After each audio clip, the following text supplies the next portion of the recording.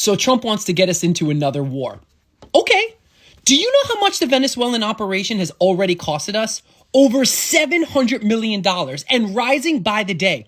We pay $31 million a day just to keep the Navy deployed there.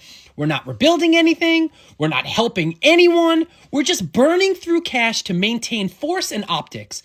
And much of it isn't even in the budget. It's quietly pulled from other places. Your money. So Trump says this was all about drugs. So what actually helps Americans fight drugs? Does bombing Venezuela? No.